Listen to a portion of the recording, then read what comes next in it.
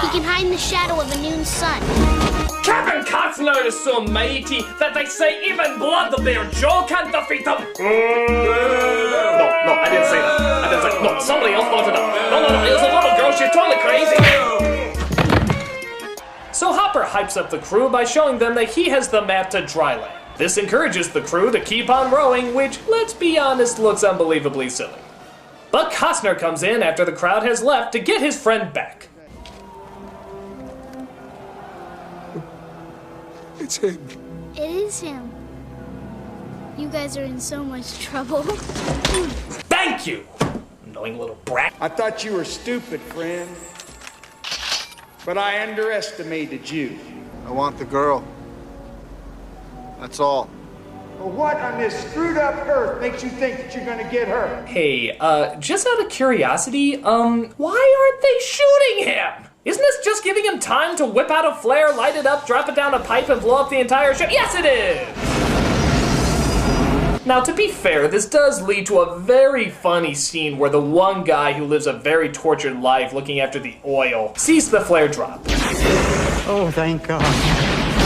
Okay, you gotta admit that's really funny. Don't just stand there! Kill something! Was this your big vision?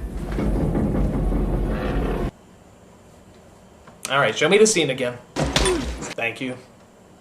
So Hopper gets the girl to the plane as we finally get the showdown between Costner and Goldilocks here. You should have stayed on the water. Well, wasn't that a thrilling build-up to an unbelievable letdown? So we see that Hopper is getting away with Enola on the plane. What's Costner to do? Let's get ready for storm!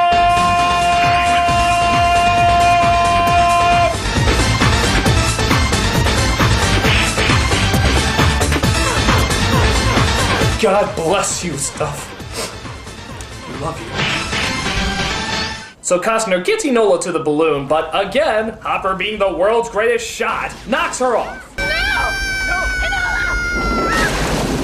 He and some henchmen try to get to her as Costner thinks up a plan, which leads to, and let's be honest here, one of the stupidest rescue scenes ever!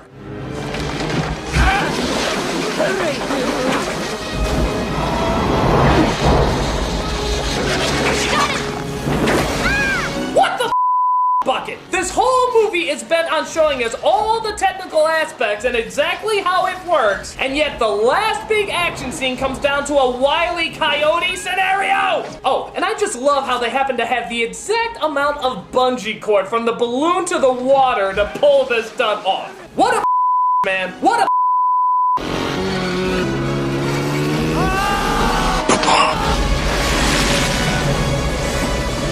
So Gregor finally figures out the language on her back and figures out the way to dry land. And of course, wouldn't you know it, they eventually come across it.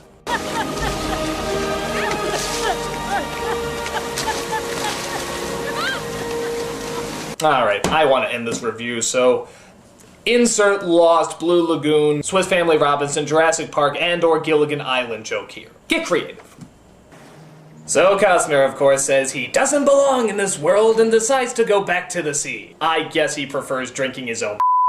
He says goodbye to the girl, gives the most non-caring kiss ever given to a woman, and sets out to let people down again in The Postman.